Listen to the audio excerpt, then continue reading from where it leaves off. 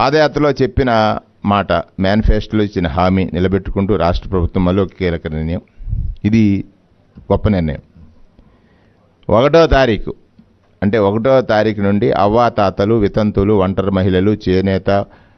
కల్లు గీత కార్మికులు, చర్మకారులు, హెచ్ఐవి వ్యాధిగ్రస్తులు, మత్స్యకారులు అందించేటువంటి పెన్షన్ మరొకసారి చెప్తున్నాను, పెన్షన్ ఇచ్చిన మాట నిలుపుకుంటూ 2,750 రూపాయలు ఉన్నటువంటి పెన్షను 3,000కు పెంచుతూ జనవరి 1వ తారీఖు నుండి, అంటే ఆ రోజు ప్రభుత్వం ఏర్పడ్డ మొట్టమొదటిదే,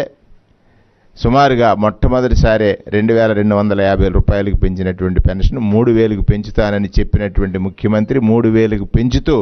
జనవరి 1వ తారీఖు నుంచి 5వ తారీఖు వరకు పెన్షన్, 8వ తారీఖు వరకు పెన్షన్ పంచేటువంటి, 1వ తారీఖు నుంచి 8వ తారీఖు వరకు పెన్షన్ పంచేటువంటి కార్యక్రమాన్ని 65,33,781 మందికి 65,33,781 మందికి గత ప్రభుత్వ హయాంలో నెలకు 400 కోట్ల రూపాయల లోపు, 400 కోట్ల రూపాయల లోపు మాత్రమే పెన్షన్ పంపిణీ ఉండేది. ఈవేళ పెంచిన ఈ పెన్షన్ తీసుకున్నప్పుడు నెలకు 2,000 కోట్లు, అంటే 24,000 కోట్ల రూపాయలు సంవత్సరానికి పెన్షన్ పంచేటువంటి ఏకైక ప్రభుత్వం భారతదేశ చరిత్రలో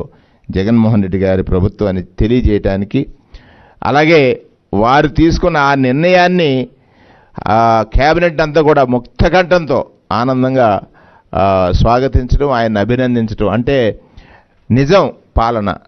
జవాబుదారీతనం పాలన, నమ్మకం పాలన అని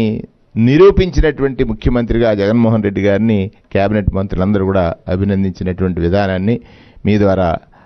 రాష్ట్ర ప్రజలందరికీ తెలియజేస్తా ఉన్నాను. ఈ కార్యక్రమం 1వ తారీఖు నుంచి 8వ తారీఖు వరకు 8 రోజుల పాటు పంపిణీ జరుగుతుంది.